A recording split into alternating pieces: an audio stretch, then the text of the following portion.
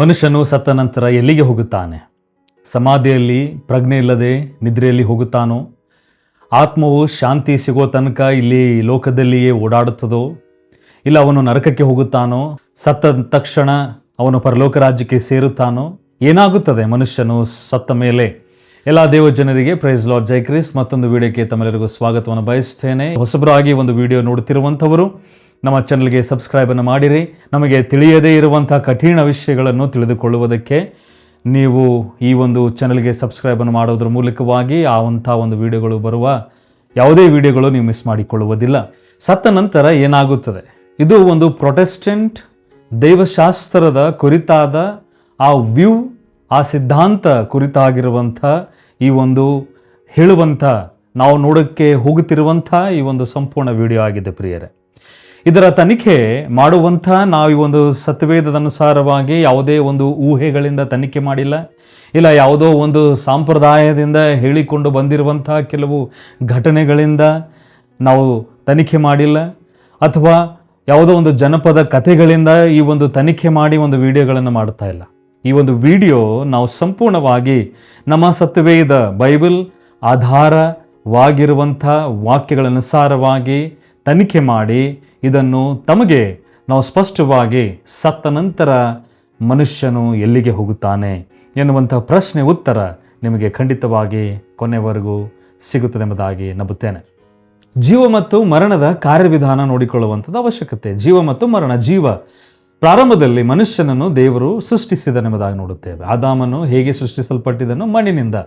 ದೇವರು ಮಣ್ಣಿನಿಂದ ಸೃಷ್ಟಿಸಿ ಆದಾಮನಲ್ಲಿ ತನ್ನ ಉಸಿರು ಊದಿದನೆಂಬುದಾಗಿ ನೋಡುತ್ತೇವೆ. ಆ ಉಸಿರು ಊದಿದ ತಕ್ಷಣ ಆದಾಮನು ಜೀವಂತನಾದನು, ಅವನಲ್ಲಿ ಪ್ರಾಣ ಬಂತು.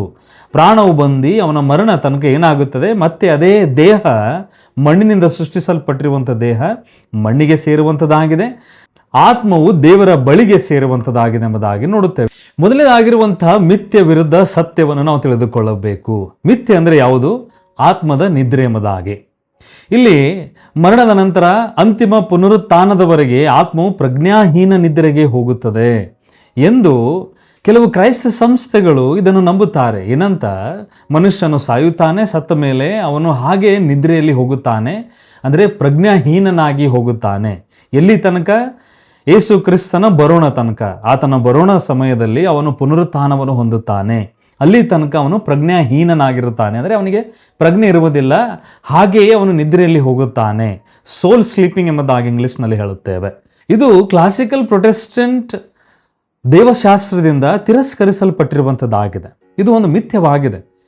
ಮನುಷ್ಯನ ಸತ್ತ ಮೇಲೆ, ಅಂದರೆ ಯೇಸು ಕ್ರಿಸ್ತನನ್ನು ನಂಬಿರುವಂಥವನು ಕೂಡ ಸತ್ತ ಮೇಲೆ ಅವನು ಹಾಗೆ ಪ್ರಜ್ಞಾಹೀನನಾಗಿ ಸಮಾಧಿಯಲ್ಲಿಯೇ ಅವನು ಮಲಗುವುದಿಲ್ಲ.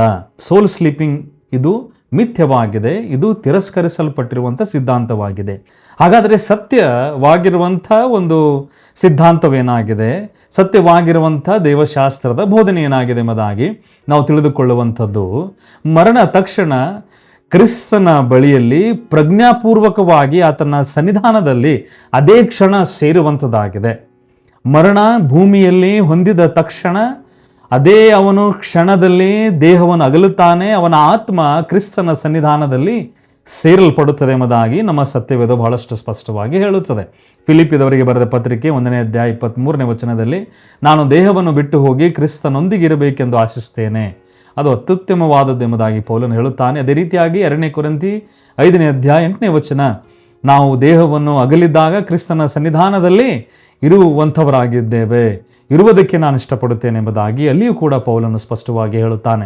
ಮತ್ತು ಅದೇ ರೀತಿಯಾಗಿ ಯೇಸು ಕ್ರಿಸ್ತನು ಶಿಲುಬೆ ಮೇಲೆ ತನ್ನ ಪ್ರಾಣವನ್ನು ಕೊಡುತ್ತಿರುವಂತಹ ಸಮಯದಲ್ಲಿ ಆತನ ಪಕ್ಕದಲ್ಲಿರುವಂತಹ ಕಳ್ಳನಿಗೆ, ಇಗೋ ಇದೇ ಸಮಯದಲ್ಲಿ ನೀನು ನನ್ನ ಸಂಗಡ ಪರದೇಶಿನಲ್ಲಿರುವೆ ಎಂಬುದಾಗಿ ಯೇಸು ಕ್ರಿಸ್ತನು ಅವನಿಗೆ ಆಶೀರ್ವಾದಿಸಿದನು. ಅಂದರೆ ಅರ್ಥ, ಮನುಷ್ಯನು ಈ ಒಂದು ಲೋಕ ಅಗಲಿದ ತಕ್ಷಣ ಕ್ರಿಸ್ತನ ಸನ್ನಿಧಾನದಲ್ಲಿ ಸೇರುವಂಥವನಾಗಿದ್ದಾನೆ. ಮನುಷ್ಯನೆಂದರೆ ಅರ್ಥ ಯೇಸು ಕ್ರಿಸ್ತನನ್ನು ನಂಬಿರುವಂಥವನು. ಯೇಸು ಕ್ರಿಸ್ತನ ಬಳಿಯಲ್ಲಿ ಅವನು ಹೋದಾಗ, ಆತ್ಮವು ಆತನ ಸನ್ನಿಧಾನದಲ್ಲಿ ಇರುವಾಗ ಅದಕ್ಕೆ ಮಧ್ಯಾಂತರ ಸ್ಥಿತಿ ಎಂಬುದಾಗಿ ಹೇಳುತ್ತೇವೆ. ಈ ಒಂದು ಸ್ಕ್ರೀನ್ ಮೇಲೆ ಬಂದಿರುವಂಥ ಚಿತ್ರವನ್ನು ನೀವು ಗಮನಿಸಿ, ಅದರಿಂದ ನಾವು ತಿಳಿದುಕೊಳ್ಳೋಣ. ಮೊದಲನೇದಾಗಿ ಸ್ಥಳ, ವಿಶ್ವಾಸಿಗೆ ಪರದೇಶು ಅಬ್ರಹಾಮನ ಮಡಿಲು ಲೂಕ 23:43 ಹೇಳುತ್ತದೆ. ಮತ್ತು ಪ್ರಜ್ಞೆಯ ಸ್ಥಿತಿ, ಅಂದರೆ ವಿಶ್ವಾಸಿ ಪರದೇಶಿನಲ್ಲಿರುವಾಗ ಅವನಿಗೆ ಪ್ರಜ್ಞೆ ಇರುತ್ತದೋ ಇಲ್ಲವೋ? ಹೌದು, ಸಂಪೂರ್ಣವಾಗಿ ಅವನು ಎಚ್ಚರವಾಗಿರುತ್ತಾನೆ, ಅವನಿಗೆ ಅರಿವು ಇರುತ್ತದೆ, ಅವನು ವಿಶ್ರಾಂತಿಯಲ್ಲಿದ್ದಾರೆ ಎಂಬುದಾಗಿ ಪ್ರಕಟಣೆ 6:9-10 ವಚನದಲ್ಲಿ ಹೇಳುವಂಥದ್ದಾಗಿದೆ. ಇವಾಗ ವಿಶ್ರಾಂತಿಯಲ್ಲಿದ್ದಾರೆ ಅಂದರೆ ಅರ್ಥ ಅಲ್ಲಿ ಮಲಗುತ್ತಾರೆ ಎಂಬುದಾಗಿ ಅಲ್ಲ, ಅಲ್ಲಿ ಎಚ್ಚರ, ಅರಿವು, ಶಾಂತಿ, ಸಮಾಧಾನದಿಂದ ದೇವರ ಸನ್ನಿಧಾನದಲ್ಲಿ ಇರುವಕ್ಕೋಸ್ಕರ ಈ ಒಂದು ಪದ ವಿಶ್ರಾಂತಿ ಉಪಯೋಗಿಸಲ್ಪಟ್ಟಿದೆ. ಅದೇ ರೀತಿಯಾಗಿ ಅನುಭವವು ಹೇಗಿರುತ್ತದೆ? ಪರಿಪೂರ್ಣ ಶಾಂತಿ, ಸಾಂತ್ವನ, ಕ್ರಿಸ್ತನೊಂದಿಗೆ ಅನ್ಯೋನ್ಯತೆಯಿಂದ ಇರುವಂಥವರು ವಿಶ್ವಾಸಿಗಳು ಪರದೇಶಿನಲ್ಲಿ. ಮತ್ತು ಅಂತಿಮವಾಗಿ ಅವರು ತಾತ್ಕಾಲಿಕ ಪುನರುತ್ಥಾನಕ್ಕಾಗಿ ಕಾಯುತ್ತಾರೆ ಅಲ್ಲಿ. ಇದೇ ರೀತಿಯಾಗಿ ಅವಿಶ್ವಾಸಿಗಳಂದರೆ ಅರ್ಥ ಯೇಸು ಕ್ರಿಸ್ತನನ್ನು ನಂಬದೇ ಇರುವಂಥವರು ಸತ್ತ ತಕ್ಷಣ ಅವರು ಹೋಗುವಂಥ ಸ್ಥಳ ನರಕ, ಪಾತಾಳ ಎಂಬುದಾಗಿ ಲೂಕ 16ರಲ್ಲಿ ಈಗಾಗಲೇ ನಮಗೆ ತಿಳಿಸುವಂಥದ್ದಾಗಿದೆ. ಅವರಿಗೆ ಅಲ್ಲಿ ನರಕ ಪಾತಾಳದಲ್ಲಿ ಎಚ್ಚರವಾಗಿರುತ್ತಾರೆ, ಅರಿವು ಇರುತ್ತದೆ, ಯಾತನೆಯಲ್ಲಿದ್ದಾರೆ ಎಂಬುದಾಗಿ ಅವರಿಗೆ ಸಂಪೂರ್ಣವಾಗಿ ಪ್ರಜ್ಞೆ ಇರುತ್ತದೆ ಎಂಬುದಾಗಿ ನೋಡುತ್ತೇವೆ. ಅನುಭವ ಹೇಗೆ ಇರುತ್ತದೆ ಅವರಿಗೆ? ಅನುಭವ ಬಹಳಷ್ಟು ಸಂಕಟವಾಗಿರುವಂಥದ್ದು. ಎರಡನೇದಾಗಿರುವಂಥ ಅವಕಾಶ ಅವರಿಗೆ ಸಿಗುವುದಿಲ್ಲ. ಶಾಶ್ವತವಾಗಿ ಅವರು ಅಲ್ಲಿಯೇ ಇರುವಂಥ ಒಂದು ಘಟನೆ ಅವರ ಜೀವನದಲ್ಲಿ ನಡೆದಿರುತ್ತದೆ. ಮತ್ತು ಭೂಮಿಯ ಮೇಲಿನ ನೆನಪುಗಳು ಉಳಿಯುತ್ತವೆ. ಅಂದರೆ ಅವರು ಭೂಮಿಯ ಮೇಲೆ ನಡೆದುಕೊಂಡಿರುವಂಥ ಎಲ್ಲ ದೇವರ ವಿರುದ್ಧವಾಗಿರುವಂಥ ಕಾರ್ಯಗಳು ಅವರಿಗೆ ನೆನಪಿರುತ್ತವೆ ಎಂಬುದಾಗಿ ಕೂಡ ನೋಡುತ್ತೇವೆ. ಅಂತಿಮವಾಗಿ ನ್ಯಾಯ ತೀರ್ಪಿಗಾಗಿ ಕಾಯುತ್ತಿರುವಂಥವರಾಗಿರುತ್ತಾರೆ. The great white throne judgment ಎಂಬುದಾಗಿ, ಬಿಳಿ ಸಿಂಹಾಸನ ನ್ಯಾಯ ತೀರ್ಪು. ಅಂತಿಮವಾಗಿ ಆ ತೀರ್ಪಿಗೋಸ್ಕರ ಅವರು ಅಲ್ಲಿಯೇ ಕಾಯುತ್ತಾರೆ. ಆದರೆ ಇಲ್ಲಿ ವಿಶ್ವಾಸಿಗಳು ಯೇಸು ಕ್ರಿಸ್ತನ 2ನೇ ಬರೋಣದಲ್ಲಿ ಅವರು ಪುನರುತ್ಥಾನವನ್ನು ಹೊಂದುತ್ತಾರೆ, ಯೇಸು ಕ್ರಿಸ್ತನ ಜೊತೆ 1000 ವರ್ಷ ಆಳುತ್ತಾರೆ ಎಂಬುದಾಗಿ ಕೂಡ ನಾವು ಈಗಾಗಲೇ ನಮ್ಮ ಅಂತಿಮ ಕಾಲ ಸರಣಿಯಲ್ಲಿ ನಾವು ನೋಡಿಕೊಂಡಿದ್ದೇವೆ. ಇವಾಗ ಒಂದು ಮಧ್ಯಂತರ ಸ್ಥಿತಿ ಏನಾಗಿದೆ, ಅದು ಹೇಗಿರುತ್ತದೆ ಈಗಾಗಲೇ ನಾವು ತಿಳಿದುಕೊಂಡಿದ್ದೇವೆ. ಒಂದು ಚಿತ್ರದ ಮೂಲಕವಾಗಿ ನಿಮಗೆ ಅರ್ಥಪೂರ್ವಕವಾಗಿ ತಿಳಿಯುವುದಕ್ಕೋಸ್ಕರ ನಿಮ್ಮ ಸ್ಕ್ರೀನ್ ಮೇಲೆ ಬಂದಿರುವಂಥ ಈ ಒಂದು ಚಿತ್ರವನ್ನು ನೋಡಿ ನಿಮಗೆ ಅರ್ಥವಾಗುತ್ತದೆ. ಅಬ್ರಹಾಮನ ಮಡಿಲು ಪರದೇಶ, ಯೇಸು ಕ್ರಿಸ್ತನು ಭಿಕ್ಷಕ ಲಾಜರನು ಮತ್ತು ಶ್ರೀಮಂತನ ಒಂದು ಸಾಮ್ಯದಲ್ಲಿ ಹೇಳಿರುವ ಹಾಗೆ ಅದು ಪರದೇಶ ಎಂಬುದಾಗಿ ನಾವು ನೋಡುತ್ತೇವೆ. ಅಲ್ಲಿ ಸಂಪೂರ್ಣ ಪ್ರಜ್ಞೆ ಮತ್ತು ನೆನಪುಗಳು ಉಳಿಯುತ್ತವೆ, ಪ್ರಜ್ಞೆ ಇರುತ್ತದೆ, ಶಾಂತ ಸಮಾಧಾನದಿಂದ ಸಂಪೂರ್ಣ ಅರಿವುದಿಂದ ಅಲ್ಲಿ ಇರುವಂತಹ ಸ್ಥಳವಾಗಿದೆ. ಮತ್ತು ಇಲ್ಲಿ ಇನ್ನೊಂದು ಯಾತನಾ ಸ್ಥಳ ಎಂಬುದಾಗಿ ನೋಡುತ್ತೇವೆ. ಶ್ರೀಮಂತನು ಸಂಕಟ ಪಡುತ್ತಿರುವಂಥ ಯಾತನಾ ಸ್ಥಳ, ಅದು ಪಾತಾಳ ನರಕ ಎಂಬುದಾಗಿ ನೋಡುತ್ತೇವೆ. ಮರಣವು ಒಬ್ಬರ ಆಧ್ಯಾತ್ಮಿಕ ಸ್ಥಿತಿಯನ್ನು ಮುದ್ರಿಸುತ್ತದೆ. ಅಲ್ಲಿ 2ನೇ ಅವಕಾಶ ಇರುವುದಿಲ್ಲ. ಇವೆರಡರ ಮಧ್ಯೆ ಒಂದು ಮಹಾ ಪ್ರಪಾತವು, ಒಂದು ದೊಡ್ಡ ಗೋಡೆ, ಒಂದು ದೊಡ್ಡ ಅಗಲುವಿಕೆ ನಿಗದಿಸಲ್ಪಟ್ಟಿದೆ ಎಂಬುದಾಗಿ ಲೂಕ 16:26ರಲ್ಲಿ ಹೇಳಿರುವಂಥದ್ದಾಗಿದೆ. ಇದು ಪ್ರಪಾತವು ಸ್ಥಿರವಾಗಿದೆ, ದಾಟಲು ಸಾಧ್ಯವಿಲ್ಲ. ಅಂದರೆ ಇಲ್ಲಿ ಪರದೇಶಿನಿಂದ ಯಾತನಾ ಸ್ಥಳಕ್ಕೆ ಹೋಗುವುದಕ್ಕೆ ಸಾಧ್ಯವಿಲ್ಲ, ಯಾತನಾ ಸ್ಥಳದಿಂದ ಪರದೇಶಿಗೆ ಹೋಗುವುದಕ್ಕೆ ಸಾಧ್ಯವಿಲ್ಲ. ಇವೆರಡೂ ಸ್ಥಳಗಳಲ್ಲಿ ಹೋದ ತಕ್ಷಣ ಯಾವುದೇ ರೀತಿಯಾದ ಒಂದು 2ನೇ ಅವಕಾಶ ಇರುವುದಿಲ್ಲ. ಯಾತನಾ ಸ್ಥಳದಿಂದ ಪರದೇಶಿಗೆ ಬರುವುದಕ್ಕೆ, ಪರದೇಶದಿಂದ ಯಾತನಾ ಸ್ಥಳಕ್ಕೆ ಹೋಗುವುದಕ್ಕೆ. ಯಾಕಂದರೆ ಅವಕಾಶ ಎಂಬುವಂಥದ್ದು ಇಲ್ಲಿ ಭೂಮಿ ಮೇಲೆ ಜೀವಂತವಾಗಿ ಇರುವಂಥ ಸಮಯ ತನಕ ಮಾತ್ರ ಸೀಮಿತವಾಗಿದೆ. ಇನ್ನೊಂದು ದೊಡ್ಡ ಮಿಥ್ಯದ ವಿರುದ್ಧ ಸತ್ಯವನ್ನು ತಿಳಿಸುವಂಥದ್ದು ಅವಶ್ಯಕತೆ. ಆ ಮಿಥ್ಯ ಯಾವುದೆಂದರೆ ಪರ್ಗೇಟ್ರಿ, ಶುದ್ಧೀಕರಣದ ಸ್ಥಳ ಎಂಬುದಾಗಿ. ರೋಮನ್ ಕ್ಯಾಥಲಿಕ್ಸ್ ಈ ಒಂದು ಶುದ್ಧೀಕರಣ, ಪರ್ಗೇಟ್ರಿ ಅನ್ನುವಂಥ ಸ್ಥಳಕ್ಕೆ ನಂಬುತ್ತಾರೆ. ಇದನ್ನು ಕ್ಲಾಸಿಕಲ್ ಪ್ರೊಟೆಸ್ಟೆಂಟ್ ದೇವಶಾಸ್ತ್ರವು ತಿರಸ್ಕರಿಸಿರುವಂಥದ್ದಾಗಿದೆ. ಅಂದರೆ ಸಂಪೂರ್ಣ ಪ್ರೊಟೆಸ್ಟೆಂಟ್ಸ್ ಯಾರೇ ಆಗಲಿ, ಯಾವುದೇ ಸಂಸ್ಥೆದವರಾಗಿರಲಿ, ಅವರು ಇದನ್ನು ಸಂಪೂರ್ಣವಾಗಿ ಪರ್ಗೇಟ್ರಿ ಅನ್ನುವಂಥ ಸ್ಥಳ ಸಿದ್ಧಾಂತ ತಿರಸ್ಕರಿಸಿರುವಂಥದ್ದಾಗಿದೆ. ಯಾಕೆ ತಿರಸ್ಕರಿಸಿರುವಂಥದ್ದಾಗಿದೆ, ಅದು ಏನಾಗಿದೆ ಎಂಬುದಾಗಿ ನಾವು ತಿಳಿದುಕೊಳ್ಳೋಣ. ಈ ಒಂದು ಪರ್ಗೇಟ್ರಿ ವಿಶ್ವಾಸಿಗಳು ಸ್ವರ್ಗವನ್ನು ಪ್ರವೇಶಿಸುವ ಮೊದಲು ಉಳಿದಿರುವ ಪಾಪದಿಂದ ಶುದ್ಧರಾಗಲು ತಾತ್ಕಾಲಿಕವಾಗಿ ಯಾತನಾ ಸ್ಥಳದ ಮೂಲಕವಾಗಿ ಹಾದು ಹೋಗುತ್ತಾರೆ. ವಿಶ್ವಾಸಿಗಳು ಸತ್ತ ತಕ್ಷಣ ಪರಲೋಕ ರಾಜ್ಯಕ್ಕೆ ಅವರು ತಕ್ಷಣವೇ ಹೋಗುವಂಥದ್ದಿಲ್ಲ. ಅವರು ಮೊದಲನೇದಾಗಿ ಪರ್ಗೇಟ್ರಿ ಅನ್ನುವಂಥ ಸ್ಥಳಕ್ಕೆ ಹೋಗುತ್ತಾರೆ. ಆ ಸ್ಥಳವು ಯಾತನದಿಂದ ತುಂಬಿರುವಂಥ ಸ್ಥಳದಾಗಿದೆ. ಯಾಕೆ ಯಾತನದಿಂದ ತುಂಬಿರುವಂಥ ಸ್ಥಳ? ಅಲ್ಲಿ ಹೋಗಿ ಅವರು ಈ ಲೋಕದಲ್ಲಿ ಇದ್ದಿರುವಾಗ ಮಾಡಿರುವಂಥ ಪಾಪಗಳ ನಿಮಿತ್ತವಾಗಿ ಅಲ್ಲಿ ಅವರು ಆ ಶಿಕ್ಷೆಯನ್ನು ಅನುಭವಿಸುತ್ತಾರೆ. ಆ ಯಾತನೆಯನ್ನು ಪಟ್ಟಿದ ಮೇಲೆ ಆ ಯಾತನೆ ಮೂಲಕವಾಗಿ ಶುದ್ಧೀಕರಿಸಿಕೊಳ್ಳುತ್ತಾರೆ. ಅವರು ಶುದ್ಧೀಕರಿಸಿಕೊಂಡ ಮೇಲೆ ಅವಾಗ ಅವರು ಅಲ್ಲಿಂದ ಪರಲೋಕ ರಾಜ್ಯಕ್ಕೆ ಸೇರುತ್ತಾರೆ ಎಂದು ಪರ್ಗೇಟ್ರಿ ಎನ್ನುವಂಥ ಸಿದ್ಧಾಂತ ಈ ಒಂದು ಅಧ್ಯಯನದ ಸಿದ್ಧಾಂತವಾಗಿದೆ. ಇದು ತಿರಸ್ಕರಿಸಲ್ಪಟ್ಟಿರುವಂಥ ಕಾರಣವೇ ಇದೇ ಆಗಿದೆ. ಯಾಕಂದರೆ ವಿಶ್ವಾಸಿ ಯೇಸು ಕ್ರಿಸ್ತನ ನಂಬಿರುವಂಥವನು ಕೂಡ ಮತ್ತೆ ಹೋಗಿ ಅವನು ಮಾಡಿರುವಂಥ ಪಾಪಗಳ ನಿಮಿತ್ತವಾಗಿ ಅಲ್ಲಿ ಯಾತನೆ ಪಟ್ಟು ಶುದ್ಧೀಕರಿಸಲ್ಪಟ್ಟು ಮತ್ತು ಅಲ್ಲಿಂದ ಮತ್ತೆ ಪರಲೋಕ ರಾಜ್ಯಕ್ಕೆ ಹೋಗುತ್ತಾನೆ ಎನ್ನುವಂಥ ಸಿದ್ಧಾಂತವಿಲ್ಲ. ಇಲ್ಲಿ ನೀನು ಎಷ್ಟೇ ಪಾಪಗಳನ್ನು ಮಾಡು, ಇಲ್ಲಿ ಯೇಸು ಕ್ರಿಸ್ತ ನಂಬದೆ ಎಲ್ಲ ಪಾಪಗಳಿಂದ ತುಂಬಿ ಪಾಪವನ್ನು ಮಾಡಿ ಸತ್ತ ಮೇಲೆ ನೀನು ಪರಗೇಟ್ರಿ ಎನ್ನುವಂಥ ಸ್ಥಳಕ್ಕೆ ಹೋಗುತ್ತಿ. ಕೆಳಗೆ ಇರುವಂಥ ನಿನ್ನ ಸಂಬಂಧಿಕರು ನಿನಗೋಸ್ಕರ ಪ್ರಾರ್ಥಿಸ್ತಾರೆ. ಅವರು ಪ್ರಾರ್ಥನೆ ಮಾಡಿದ ಮೇಲೆ ನೀನು ಅಲ್ಲಿ ಯಾತನೆ ಪಡುವುದರ ಮೂಲಕವಾಗಿ ನೀನು ಪರಿಶುದ್ಧಗೊಳ್ಳುತ್ತಿ, ಶುದ್ಧೀಕರಿಸುವಿಕೆ ಆಗುತ್ತದೆ. ನಿನಗೆ ಶುದ್ಧೀಕರಿಸುವಿಕೆ ಆದ ಮೇಲೆ ನೀನು ಅಲ್ಲಿಂದ ಪರಲೋಕ ರಾಜ್ಯಕ್ಕೆ ಹೋಗುತ್ತಿ. ಇಷ್ಟು ತಪ್ಪು ಬೋಧನೆಗಳು ಈ ಒಂದು ಪರಗೇಟ್ರಿ ಎನ್ನುವಂಥ ಒಂದು ಸಿದ್ಧಾಂತದಲ್ಲಿ ಅಡಕವಾಗಿದೆ. ಅದಕ್ಕೋಸ್ಕರ ಇದು ತಿರಸ್ಕರಿಸಲ್ಪಟ್ಟಿರುವಂಥ ಬೋಧನೆ ಆಗಿದೆ ಪ್ರಿಯರೇ. ಇವಾಗ ಪ್ರೊಟೆಸ್ಟೆಂಟ್ಸ್ ನಂಬುವಂಥ ಸತ್ಯವೇದವು 66 ಪುಸ್ತಕಗಳುಳ್ಳುವಂಥ ನಮ್ಮ ಸತ್ಯವೇದವು ಬೈಬಲ್ ಹೇಳುವಂಥ ಈ ಒಂದು ಸಿದ್ಧಾಂತವೇನಾಗಿದೆ ಈಗಾಗಲೇ ನಾವು ನೋಡಿಕೊಂಡು ಬಂದಿದ್ದೇವೆ. ಮನುಷ್ಯನು ದೇಹವನ್ನು ಅಗಲಿದ ತಕ್ಷಣ ಯೇಸು ಕ್ರಿಸ್ತನ ಸಂಗಡ ಇರುವಂಥವನಾಗಿದ್ದನೆಂಬುದಾಗಿ ಈಗಾಗಲೇ ನಾವು 2 ಕೊರಿಂಥಿ 5:8 ವಚನದಲ್ಲಿ ಕೂಡ ನೋಡಿಕೊಂಡಿದ್ದೇವೆ.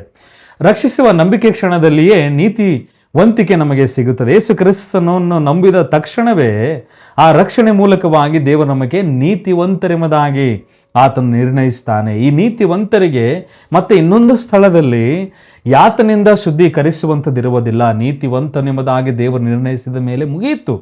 ಅದು ರೋಮಾಪುರದವರಿಗೆ ಬರೆದ ಪತ್ರಿಕೆ 10ನೇ ಅಧ್ಯಾಯದಲ್ಲಿ ನಾವು ಸ್ಪಷ್ಟವಾಗಿ ನೋಡುತ್ತೇವೆ. ಅಂದರೆ ಯಜ್ಞ ಯೇಸು ಕ್ರಿಸ್ತನು ಶಿಲುಬೆ ಮೇಲೆ ತನ್ನ ಪ್ರಾಣವನ್ನು ಕೊಟ್ಟಿದ್ದರಿಂದಲೇ, ಆ ರಕ್ತದಿಂದಲೇ ನಾವು ಸಂಪೂರ್ಣವಾಗಿ ಶಾಶ್ವತವಾಗಿ ನಾವು ಪಡಬೇಕಾಗಿರುವಂಥ ಯಾತನೆಯು ಅದರಿಂದ ದೇವರು ನಮಗೆ ತಪ್ಪಿಸಿದ್ದಾನೆ, ಕಾಪಾಡಿದ್ದಾನೆ. ಅದರಿಂದ ನಮ್ಮನ್ನು ಬಿಡಿಸಿ ನಮಗೆ ನಿತ್ಯ ಜೀವ ಎಂಬ ಉಚಿತಾರ್ಥ ವರವನ್ನು ನೀಡಿದ್ದಾನೆಂಬುದಾಗಿ ನಾವು ನೋಡುತ್ತೇವೆ. ಅದಕ್ಕೋಸ್ಕರ ಇಬ್ರಿಯ 10ನೇ ಅಧ್ಯಾಯ 14ನೇ ವಚನದಲ್ಲಿ ಕೂಡ ಹೇಳುತ್ತದೆ, ಆತನು ಒಂದೇ ಯಜ್ಞದಿಂದ ಪರಿಶುದ್ಧರಾಗುವವರನ್ನು ಸದಾಕಾಲ ಪರಿಪೂರ್ಣರನ್ನಾಗಿ ಮಾಡಿದ್ದಾನೆ. ಅದಕ್ಕೋಸ್ಕರ 2 ಪುನರುತ್ಥಾನಗಳೆಂದರೆ ಒಬ್ಬ ವಿಶ್ವಾಸಿಗೆ 2 ಪುನರುತ್ಥಾನಗಳು 2 ಸಾರಿ ಆಗುತ್ತೆ ಎಂಬುದಾಗಿ ಅಲ್ಲ. ಒಂದು ಪುನರುತ್ಥಾನ ಒಬ್ಬರಿಗೆ, ಇನ್ನೊಂದು ಪುನರುತ್ಥಾನ ಇನ್ನೊಬ್ಬರಿಗೆ ಎಂಬುದಾಗಿ ನೋಡುತ್ತೇವೆ. ಮೊದಲನೇದಾಗಿರುವಂಥ ಪುನರುತ್ಥಾನ ಯಾರಿಗೋಸ್ಕರ? ವಿಶ್ವಾಸಿಗಳಿಗೋಸ್ಕರ. ಯಾವಾಗ ಆಗುತ್ತದೆ? ಯೇಸು ಕ್ರಿಸ್ತನ ಬರುಣ ಸಮಯದಲ್ಲಿ, ಆತನ ರ್ಯಾಪ್ಚರ್ ನಡೆಯುವಂಥ ಸಮಯದಲ್ಲಿ ಆತ ನಮಗೆ ಕರೆದುಕೊಂಡು ಒಯ್ಯುವುದಕ್ಕೋಸ್ಕರ ಬರುತ್ತಿರುವಾಗ ನಮಗೆ ಮೊದಲನೇದಾಗಿರುವಂಥ ಪುನರುತ್ಥಾನವಾಗುತ್ತದೆ. ಇದರ ವಿಶೇಷವಾಗಿರುವಂಥ, ಇದಕ್ಕೆ ಮಾತ್ರ ಸೀಮಿತಗೊಂಡಿರುವಂಥ ವಿಶೇಷ ವಿಡಿಯೋ ನಾವು ಈಗಾಗಲೇ ಮಾಡಿದ್ದೇವೆ, ರ್ಯಾಪ್ಚರ್ ವಿಡಿಯೋ. ತಾವು ದಯವಿಟ್ಟು ಅದನ್ನು ನೋಡಬಹುದು. ಅಲ್ಲಿ ಯೇಸು ಕ್ರಿಸ್ತನ ನಂಬಿರುವಂಥ ವಿಶ್ವಾಸಿಗಳು ಪುನರುತ್ಥಾನವನ್ನು ಹೊಂದುತ್ತಾರೆ. ಆಕಾಶದಲ್ಲಿ ಆತನ ಬಳಿಗೆ ಸೇರಿ ಅವರು ಪರದೇಶಿಗೆ ಹೋಗುತ್ತಾರೆ ಕ್ರಿಸ್ತನೊಂದಿಗೆ ಎಂಬುದಾಗಿ ನೋಡುತ್ತೇವೆ. ಇದು ಮೊದಲನೇದಾಗಿರುವಂಥ ಪುನರುತ್ಥಾನ. ಈ 2ನೇದಾಗಿರುವಂಥ ಪುನರುತ್ಥಾನ ಯಾರು? ಯೇಸು ಕ್ರಿಸ್ತನ ಬರೋಣದಲ್ಲಿ, ಅಂದರೆ ರ್ಯಾಪ್ಚರ್ ಸಮಯದಲ್ಲಿ ಅವಿಶ್ವಾಸಿಗಳು ಪುನರುತ್ಥಾನ ಹೊಂದುವುದಿಲ್ಲ. ಅವರು ಇನ್ನೂ ಅಲ್ಲಿ ಯಾತನೆ ಸ್ಥಳದಲ್ಲಿಯೇ ಇದ್ದಿರುತ್ತಾರೆ. ಅವಿಶ್ವಾಸಿಗಳು ಯಾವಾಗ ಪುನರುತ್ಥಾನ ಹೊಂದುತ್ತಾರೆ? ಅಂತಿಮವಾದ ನ್ಯಾಯ ತೀರ್ಪಿನ ಸಮಯದಲ್ಲಿ ಅವರು ಪುನರುತ್ಥಾನವನ್ನು ಹೊಂದುತ್ತಾರೆ. ಏಕೆಂದರೆ ಅವರು ಪುನರುತ್ಥಾನ ಹೊಂದಿದ ಮೇಲೆ ದೇವರು ಅವರ ನ್ಯಾಯವನ್ನು ತೀರಿಸುತ್ತಾನೆ. ನ್ಯಾಯವನ್ನು ತೀರಿಸಿದ ಮೇಲೆ ಅವರು ಶಾಶ್ವತವಾಗಿರುವಂತಹ ಬೆಂಕಿಯಲ್ಲಿ ಹಾಕಲ್ಪಡುತ್ತಾರೆ ಎಂಬುದಾಗಿ ನೋಡುತ್ತೇವೆ. The great white throne judgment, ಬಿಳಿ ಮಹಾಸಿಂಹಾಸನದ ನ್ಯಾಯ ತೀರ್ಪು ಎಂಬುದಾಗಿ. ಆ ಸಮಯದಲ್ಲಿ ಯೇಸು ಕ್ರಿಸ್ತನನ್ನು ನಂಬದೇ ಇರುವಂಥವರು, ಪಾಪದಲ್ಲಿ ಮುಳುಗಿ ಸತ್ತಿರುವರು, ಆ ಒಂದು ಸಮಯದಲ್ಲಿ ಪುನರುತ್ಥಾನವನ್ನು ಹೊಂದಿ ನ್ಯಾಯ ವಿಚಾರಣೆಗೆ ಗುರಿಯಾಗುತ್ತಾರೆ. ನ್ಯಾಯವನ್ನು ದೇವರು ತೀರಿಸಿದ ಮೇಲೆ ಅವರು ಶಾಶ್ವತವಾಗಿ ಬೆಂಕಿಯಲ್ಲಿ ಉರಿಯುವಂಥವರಾಗಿರುತ್ತಾರೆ. ಇವಾಗ ನಾವು ನೋಡಿಕೊಳ್ಳುವಂಥದ್ದು ಕೊನೆಯದಾಗಿ ಈ ಒಂದು ವಿಡಿಯೋದಲ್ಲಿ ಇಲ್ಲಿ ತನಕ ನಾವು ಕಲಿತಿರುವಂಥದ್ದು ಒಂದು ಮ್ಯಾಪ್ನ ಮೂಲಕವಾಗಿ ನಾವು ನಮ್ಮ ಒಂದು ಕಲಿಕೆಯನ್ನು ಸ್ಪಷ್ಟವನ್ನುಗೊಳಿಸೋಣ. ನಿಮ್ಮ ಸ್ಕ್ರೀನ್ ಮೇಲೆ ಬಂದಿರುವಂಥ ನಿಮ್ಮ ಚಿತ್ರವನ್ನು ನೀವು ಗಮನಿಸಿರಿ. ಮಾಸ್ಟರ್ ಮ್ಯಾಪ್, ನಿತ್ಯತೆಯ ವಿಭಿನ್ನ ಹಾದಿಗಳು. ಅಂದರೆ ನಾವು ಇಲ್ಲಿ ತನಕ ನೋಡಿರುವಂಥದ್ದು ಏನಾಗಿದೆ? ಮೊದಲನೇದಾಗಿ ಜೀವನ. ವಿಶ್ವಾಸಿಗಳು ಮರಣ ಹೊಂದಿದ ತಕ್ಷಣ ಅವರು ಮಧ್ಯಂತರ ಸ್ಥಿತಿಗೆ ಹೋಗುತ್ತಾರೆ, ಪರದೇಶಿಗೆ. ಅಲ್ಲಿಂದ ಮತ್ತೆ ಮೊದಲನೇ ಪುನರುತ್ಥಾನದಲ್ಲಿ ಅವರು ಪುನರುತ್ಥಾನವನ್ನು ಹೊಂದುತ್ತಾರೆ. ಆ ಪುನರುತ್ಥಾನವನ್ನು ಹೊಂದಿದ ಮೇಲೆ ಕ್ರಿಸ್ತನ ನ್ಯಾಯಪೀಠ ತನಕ, ಅಂದರೆ 1000 ವರ್ಷ ತನಕ ಅವರು ದೇವರೊಂದಿಗೆ ಇರುತ್ತಾರೆ, ಆಳುತ್ತಾರೆ. ಅದಾದ ಮೇಲೆ ಕ್ರಿಸ್ತನ ನ್ಯಾಯಪೀಠದಲ್ಲಿ ಅವರಿಗೆ ನ್ಯಾಯ ತೀರ್ಪನ್ನುಗೊಂಡು ಹೊಸ ಆಕಾಶ ಹೊಸ ಭೂಮಿಯಲ್ಲಿ ದೇವರು ಅವರನ್ನು ಸೇರಿಸುತ್ತಾನೆ, ಆಶೀರ್ವಾದಿಸುತ್ತಾನೆ. ಇನ್ನೊಂದು ಮರಣದ ಕ್ಷಣ ಅವಿಶ್ವಾಸಿಗಳಿಗೆ. ಅವರು ಮರಣ ಹೊಂದಿದ ತಕ್ಷಣ ಮಧ್ಯಂತರ ಸ್ಥಿತಿ ಅಂದರೆ ನರಕಕ್ಕೆ, ಪಾತಾಳ ಬೆಂಕಿಯಿಂದ ತುಂಬಿರುವಂಥ ಆ ಸ್ಥಳ ಮಧ್ಯಂತರ ಸ್ಥಿತಿಯಲ್ಲಿರುತ್ತಾರೆ. ಅದಾದ ಮೇಲೆ ಅವರು ಎರಡನೇ ಪುನರುತ್ಥಾನವನ್ನು ಹೊಂದುತ್ತಾರೆ. ಅಂದರೆ ಅರ್ಥ, ಅವಿಶ್ವಾಸಿಗಳು ಪುನರುತ್ಥಾನವನ್ನು ಹೊಂದಿರುವಂಥ ಸಮಯ ನ್ಯಾಯ ವಿಚಾರಣೆಯ ಸಮಯದಲ್ಲಿ, ಆ ಮಹಾ ಬಿಳಿ ಸಿಂಹಾಸನ ನ್ಯಾಯ ತೀರ್ಪು ಆಗೋದಕ್ಕಿಂತ ಮುಂಚೆ ಅವರು ಪುನರುತ್ಥಾನವನ್ನು ಹೊಂದುತ್ತಾರೆ. ಆ ಪುನರುತ್ಥಾನವನ್ನು ಹೊಂದಿರುತ್ತಾರೆ. ಆ ನ್ಯಾಯ ವಿಚಾರಣೆಯ ಮೂಲಕವಾಗಿ ಹಾದು ಹೋಗುವುದಕ್ಕೋಸ್ಕರ, ಆ ನ್ಯಾಯ ವಿಚಾರಣೆಯಲ್ಲಿ ಅವರನ್ನು ದೇವರು ನ್ಯಾಯ ತೀರಿಸುವುದಕ್ಕೋಸ್ಕರ, ಆ ಉದ್ದೇಶಕ್ಕೋಸ್ಕರವೇ ಅವರು ಪುನರುತ್ಥಾನವನ್ನು ಹೊಂದುತ್ತಾರೆ. ದೇವರು ಅವರ ನ್ಯಾಯವನ್ನು ತೀರಿಸಿದ ಮೇಲೆ ಅವರು ಬೆಂಕಿಯ ಕೆರೆಗೆ ಹಾಕಲ್ಪಡುತ್ತಾರೆ. ದ ಲೇಕ್ ಆಫ್ ಫೈರ್ ಎಂಬುದಾಗಿ ನಾವು ಪ್ರಕಟಣೆಯಲ್ಲಿ ನೋಡುತ್ತೇವೆ. ಈ ಬೆಂಕಿಯ ಕೆರೆ ಶಾಶ್ವತವಾಗಿ, ಯಾವುದೇ ಎರಡನೇ ಅವಕಾಶವಿಲ್ಲದಿರುವಂಥ, ಶಾಶ್ವತವಾಗಿ ನಿತ್ಯಕ್ಕೋಸ್ಕರ ಯಾತನೆಯಲ್ಲಿ ಗೊಂಡಿರುವಂಥ, ಬೆಂಕಿಯಿಂದ ತುಂಬಿರುವಂಥ ಸ್ಥಳವಾಗಿದೆ. ಕೊನೆಯದಾಗಿ, ಮನುಷ್ಯನು ಮರಣದಿಂದ ಸೋಲನ್ನು ಅನುಭವಿಸಬಾರದು. ಅಂದರೆ ಅರ್ಥ, ಮರಣದಿಂದ ಅವನು ಸಾಯಬಾರದು. ಅರ್ಥ, ನರಕಕ್ಕೆ ಹೋಗಬಾರದು, ಶಾಶ್ವತವಾಗಿ ನಾಶನದಲ್ಲಿ ನರಕದಲ್ಲಿ ಉರಿಯಬಾರದು. ಅದಕ್ಕೋಸ್ಕರವೇ ನಮ್ಮ ಕರ್ತನಾದ ಯೇಸು ಕ್ರಿಸ್ತನು ಈ ಲೋಕಕ್ಕೆ ಬಂದು ತನ್ನ ಪ್ರಾಣವನ್ನು ಕೊಟ್ಟು ರಕ್ತವನ್ನು ಸುರಿಸಿದ್ದಾನೆ. ಶಿಲುಬೆ ಮೇಲೆ ತನ್ನ ಪ್ರಾಣವನ್ನು ಕೊಟ್ಟು ನಮ್ಮನ್ನು ರಕ್ಷಿಸಿದ್ದಾನೆ. ಮೂರನೇ ದಿವಸದಲ್ಲಿ ಆತನು ಸತ್ತರೊಳಗಿಂದ ಎದ್ದು ಬಂದಿದ್ದಾನೆ.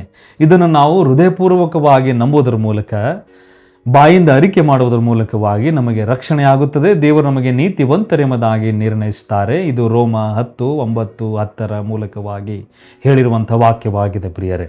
ಅದಕ್ಕೋಸ್ಕರ ಸಮಾಧಿಯನ್ನು ಜಯಿಸಿರುವಂಥ ನಮ್ಮ ಕರ್ತನಾದ ಯೇಸು ಕ್ರಿಸ್ತನು ನಮ್ಮನ್ನು ಕೂಡ ಆತನು ಪುನರುತ್ಥಾನವನ್ನು ಗೊಳಿಸುತ್ತಾನೆ. ನಾವು ಸತ್ತ ಮೇಲೆ ನಮ್ಮ ಕೆಲಸ ಮುಗಿತು, ನಾವು ಅದಾದ ಮೇಲೆ ನಮ್ಮ ಗುರಿಯೂ ಏನೂ ಇಲ್ಲ, ನಮ್ಮ ಗತಿಯೂ ಏನೂ ಇಲ್ಲ ಎಂಬುದಾಗಿ ಎಲ್ಲ, ಯೇಸು ಕ್ರಿಸ್ತನನ್ನು ನಂಬಿರುವಂಥವನು ಸತ್ತ ಮೇಲೆ ಅವನಿಗೆ ಎಷ್ಟು ಆಶೀರ್ವಾದಗಳಿವೆ ಎಂಬುದಾಗಿ ಈಗಾಗಲೇ ನಾವು ವಿಡಿಯೋದಲ್ಲಿ ತಿಳಿದುಕೊಂಡಿದ್ದೇವೆ. ಅದಕ್ಕೋಸ್ಕರ ಯೇಸು ಕ್ರಿಸ್ತನ ಯೋಹಾನ ಬರೆದ ಸುವಾರ್ತೆ 11ನೇ ಅಧ್ಯಾಯ 25ನೇ ವಚನದಲ್ಲಿ ಆತನು ಹೇಳಿದ್ದಾನೆ, ನಾನೇ ಪುನರುತ್ಥಾನವೂ ಜೀವವೂ ಆಗಿದ್ದೇನೆ, ನನ್ನನ್ನು ನಂಬುವವನು ಸತ್ತರೂ ಬದುಕುವನೆಂಬುದಾಗಿ. ಅದಕ್ಕೋಸ್ಕರ ಯೇಸು ಕ್ರಿಸ್ತನು ಹೇಳುತ್ತಾನೆ, ಆತನನ್ನು ನಂಬುವವನು ಸತ್ತರೂ ಕೂಡ ಬದುಕುತ್ತಾನೆ. ಹೌದು, ನಿಜ, ಸತ್ತರೂ ಕೂಡ ಶಾಶ್ವತವಾಗಿ ನಿತ್ಯಕ್ಕೋಸ್ಕರ ಆತನ ಜೀವನದಲ್ಲಿ, ಸನ್ನಿಧಾನದಲ್ಲಿ, ಪರಲೋಕ ರಾಜ್ಯದಲ್ಲಿ, ಹೊಸ ಭೂಮಿ ಆಕಾಶದಲ್ಲಿ ಅವನು ಬದುಕುತ್ತಾನೆಂಬುದಾಗಿ ದೇವರು ಸ್ಪಷ್ಟವಾಗಿ ನಮ್ಮನ್ನು ತಿಳಿಸಿದ್ದಾನೆ. ಸತ್ತ ಮೇಲೆ ಏನೇನಾಗುತ್ತದೆ ಎಂಬುದಾಗಿ ಈಗಾಗಲೇ ನಾವು ತಿಳಿದುಕೊಂಡಿದ್ದೇವೆ. ಒಂದು ವಿಡಿಯೋ ಸಂಪೂರ್ಣವಾಗಿ ಅದನ್ನು ತಿಳಿಸುವಂಥದ್ದಾಗಿದೆ. ನಾನು ನಂಬುತ್ತೇನೆ ನೀವು ತಿಳಿದುಕೊಂಡಿದ್ದೀರಿ ಎಂಬುದಾಗಿ. ಇನ್ನೂ ಸ್ಪಷ್ಟವಾಗಿ ಅರ್ಥವಾಗಬೇಕೆಂಬುದಾಗಿ ನೀವು ಬಯಸಿದರೆ ಇನ್ನೊಂದು ಸಾರಿ ಈ ಒಂದು ವಿಡಿಯೋನ ನೋಡಿರಿ, ಸ್ಪಷ್ಟವಾಗಿ ತಿಳಿದುಕೊಳ್ಳಿರಿ. ಮತ್ತು ದೇವರು ನಮಗೆ ಕೊಟ್ಟಿರುವಂಥ ಈ ಪರಿಶುದ್ಧವಾದ ನಿರೀಕ್ಷೆ ಆಶೀರ್ವಾದದಲ್ಲಿ ನೀವು ಇರ್ರಿ, ಪಡೆದುಕೊಳ್ಳಿರಿ ಎಂಬುದಾಗಿ ನಿಮ್ಮಲ್ಲಿ ಕೇಳಿಕೊಳ್ಳುತ್ತೇನೆ. ಈ ಪ್ರಶ್ನೆ ನಿಮಗೆ ಯಾರಾದರೂ ಕೇಳಿದರೆ ನೀವು ಈ ಒಂದು ವಿಡಿಯೋ ಅವರಿಗೆ ಶೇರ್ ಮಾಡಿರಿ, ತಿಳಿಸಿರಿ, ಅವರು ಕೂಡ ತಿಳಿದುಕೊಳ್ಳಿರಿ. ಕ್ರೈಸ್ತ ಜೀವನದಲ್ಲಿ ಆಗುವಂಥ ಈ ಮಹಾ ಪರಿಶುದ್ಧವಾದ ಆಶೀರ್ವಾದದ ಕುರಿತಾಗಿ ಅವರು ತಿಳಿದುಕೊಳ್ಳಲಿ, ದೇವರ ರಾಜ್ಯದಲ್ಲಿ ನಂಬಿಕೆಯಲ್ಲಿ ಬರಲಿ ಎಂಬುದಾಗಿ ತಾವು ತವಕ ಪಡಿರಿ ಎಂಬುದಾಗಿ ಕೇಳಿಕೊಳ್ಳುತ್ತೇನೆ. ಮತ್ತು ಮುಂದಿನ ವಿಡಿಯೋದಲ್ಲಿ ಇದೇ ತರಹ ವಿಶೇಷವಾದ ಇನ್ನೊಂದು ಸತ್ಯವೇದದ ಅಧ್ಯಯನದಲ್ಲಿ ಮತ್ತೆ ಭೇಟಿಯಾಗೋಣ ಪ್ರಿಯರೇ. ಅಲ್ಲಿ ತನಕ ದೇವರು ನಿಮ್ಮೊಂದಿಗಿರಲಿ, ಆತನ ಪರಿಶುದ್ಧ ಪ್ರಸನ್ನತೆ ನಿಮ್ಮ ಜೊತೆ ಇರಲಿ. ಎಲ್ಲರಿಗೂ ಪ್ರೈಸ್ ಲಾರ್ಡ್, ಜೈ ಕ್ರಿಸ್ತ್, ಆಮೇನ್.